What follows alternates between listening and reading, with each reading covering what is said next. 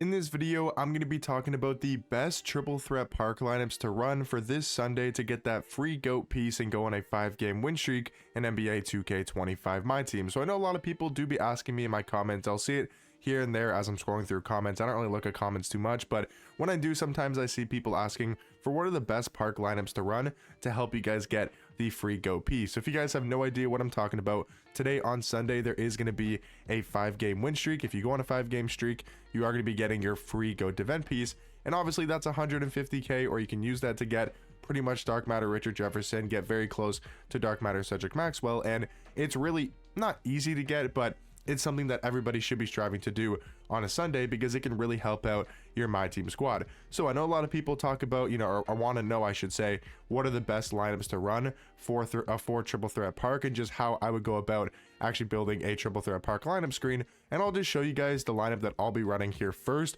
We'll talk about some budget lineups, we'll talk about some more expensive lineups, and just give you guys tons of options and break down how to actually build a lineup for triple threat park, but then also give you guys examples for different price points of what park lineups you can run for, like 100k or 500k or a million MT, or just like the best cards in this game. So first, this is going to be my lineup just to kind of show you guys and explain to you guys why this is my lineup and how actually to build a lineup. So what you guys want to have is, let's just start with the center position because that one is very easy to explain. You want to have a center card that is tall, can shoot 3-pointers fast enough, and play really good defense. That's all you really need. Doesn't have to be able to shoot, doesn't have to be able to guard on the perimeter, but has to be able to defend the interior, play really good defense on the interior, be able to hit a wide open 3, and be tall. So for example, Galaxy Wemby fits all of those boxes, I guess, checks all of those boxes. He's 7'4", he's got an amazing 3-point jump shot, like his jump shot's a 93, but it's a goddamn bro, 93 ball is his 3-point rating, but he also does have a really good jump shot. He's an amazing interior defender, 98 block, 97 interior defense, and we know Wemby is maybe not the fastest card in this game, but he's perfectly fine to run in triple threat park. To give you guys some other options at the center position that are not crazy expensive, maybe a little bit expensive, but are other really good options, cards like Dark Matter Dikembe Mutombo, cards like Dark Matter Mark Eden, cards like Dark Matter Artis Gilmore are also very good buyable centers that you guys can run. But I wouldn't recommend having, for example, Myles Turner be your starting center in triple threat park. For example, on my No Money Spent squad, I run Myles Turner at the power forward position. I would not recommend him be your your tallest card. Your tallest card in triple threat park, your quote unquote center, should be at least 7'1", but realistically, like 7'2" or above is going to be really helpful in case you run up against the Yaos, the Wembys of the world, like Invincible Wemby, Galaxy Wemby. Now we have Dark Matter Taco Fall in the game, right? There's a lot of big men in this game that you need to have somebody that is decently tall. So again, 7'2" or above is probably preference. I would say minimum 7'1". Maybe you could get away with a 7-foot card if they're really, really good defensively, and if you really like that card, but do not be running a card that is 6'11" as your tallest card. Myles Turner can maybe be your secondary card, and we'll talk about that here in a second, right? He could be your secondary, your power forward, your wing, whatever you want to call it in triple threat park, but he should not be your big man. You want to make sure you have size at the big man position. Now, talking about the, we'll say, wing position, and then we'll get to the guard. So for me, that would be LeBron, because Cedric Maxwell is going to be more of my guard, and we'll talk about that here in a second. But what you want to have at your wing position is, number one, a really good defender, a card that, again, preferably can guard bigs as well. Like LeBron is 6'9", weighs 250 pounds, has a 7-foot wingspan, great defensive stats and badges, of course, because it's 100 overall LeBron. So he's going to be able to guard these taller cards in the game. Like if we match up against a Giannis at the wing position, he's going to be able to guard a 6'11" Giannis. He's going to be able to guard a 6'10" Kevin Durant. He's going to be able to guard, a 6'10" Vladimir. He's going to be able to guard an invincible Giannis. Like, maybe he's not going to be as good as those cards, as some of them, but he's going to be able to compete. And he's also, but what he can also do, and this again matters a ton, maybe more so for the perimeter, is he's going to be my lockdown defender. At your wing position, preferably, this is where you want to have your lock. Now again, I'll talk about lineups you guys can run and talk about that it doesn't have to be like this. You can kind of make your lineup in whichever way you want, but I'm just explaining how I would build my lineup personally and why it does matter. So 100 overall LeBron, right? He's going to be an amazing perimeter defender. He's got 99 in every single defensive stat. His badges are really good for perimeter defense, and LeBron gets great defensive animations. So if we match up against, let's say, somebody's running, like we'll say if I'm versing a crazy squad, right? Let's say somebody's running Luka Doncic as their main ball handler.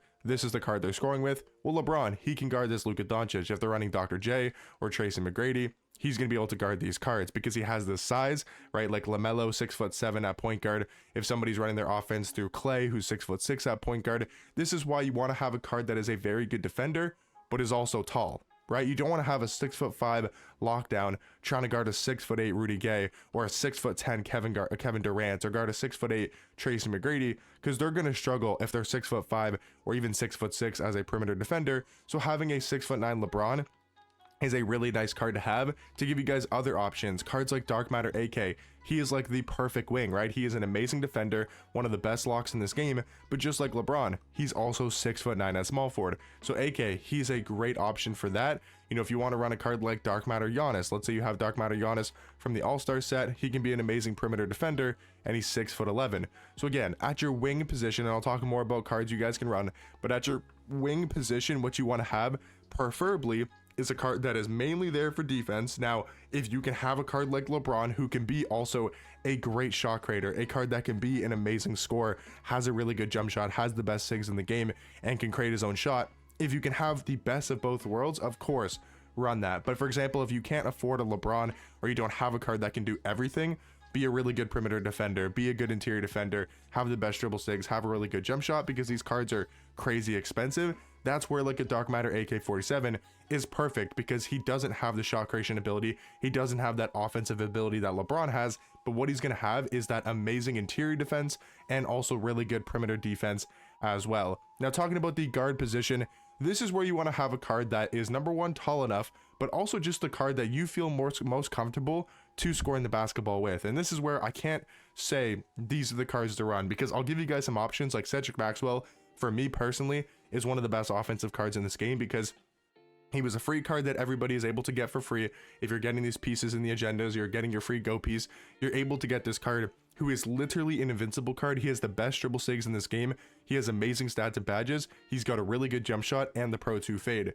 So you want to make sure whatever card you're running at the guard position is tall enough. That's what I would recommend. But more importantly, a card that you just feel most comfortable to score the basketball with. So if we look at my no money spent squad, let's say I'm more comfortable with Vladimir. Even though he's 6'10", if this is the card I want to run my offense with, he'll be considered my guard. If I feel most comfortable running my offense with Josh Giddey, and this is the card I want to score with the most, then Josh Giddey could be my guard. But it doesn't matter if you think they're a good offensive card, if I think they're a good offensive card, just whoever you guys feel most comfortable with at these scoring positions. So it could be like a Jason Kidd. Now, he's not very tall, and I wouldn't recommend this card just because of his height. Again, you want to try to have as much height as possible in triple threat park, because people do run these really tall lineups and run these 3 big man lineups. So that's why you want to make sure you have size at your guard position. But for the guard position, guys, it really just comes down to whoever you feel most comfortable to run at the guard position. So to give you guys, for a cheap example that you guys can run. So for example, you also don't have to have your guard as your main scoring player.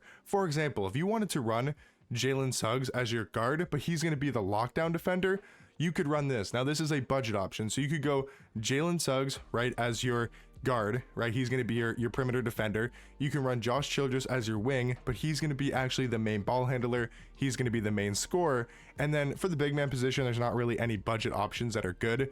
Roy Hibbert, I guess, could be good. You know, if we're talking about like the super cheap players in this game, I would try to get somebody more expensive that's better. But again, giving you guys other options that are maybe a little bit more expensive, you can run Dolph Schayes as your wing, but he can also be a great off the ball, shot creator. He can score his own shot, create his own shot, but he's also an amazing defender. So he could be that lockdown, but he can also be a great scoring card as well. Ron Harper, he's a really good lockdown defender at the point guard position. But I think mostly for what I'm trying to explain, guys, is not telling you guys the specific cards to run, but explaining how to build a lineup and then letting you guys go ahead and pick whatever cards are in your lineup, because I don't think you should be buying cards, right, to go on this 5-game win streak. I don't want to tell you guys what cards to buy to run. I'm just saying, look in your 13-man rotation, look in your 10-man rotation, and try to put the cards and use the cards that I'm explaining that matter. So don't run Miles Turner as your center, or don't run, probably don't run like a Andrew Bogut as your shot creator, because he's not going to be a great shot creator for you, right? Don't run Donovan Clingan as your guard. I'm just trying to explain to you guys how to build your lineups, and then you guys can go through and, you know, look in your lineup and build your lineups that way. But I will recommend some cards like AK is a really good lock, right? Cards like Deron Williams is a really good scoring card. Now he's undersized, but he's a really good scoring card. If you want a card that can do both things, if you want a card that can defend at a pretty high level, but also have a really good jump shot and be really good offensively, I like Vladimir Radmanovic. Josh Chodras, he's also really good for that as well. There's a lot of great cards in this game that you guys can pick up. And again, for the center position, Dikembe, Mark Eden, Wemby, Artis Gilmore, if you have the MT to go get Taco, right, those are the best centers you can run because of their size, while also having really good jump shots and being amazing defenders. So hopefully you guys found this video helpful. If you guys have any more questions when it comes to Triple Threat Park and actually building your lineups, let me know in the comment section down below. But I think you guys should now understand kind of how to construct your 3-man rotation, 3-man lineup for Triple Threat Park. Hopefully you guys found this video helpful, and I'll catch you guys in the next one. Peace.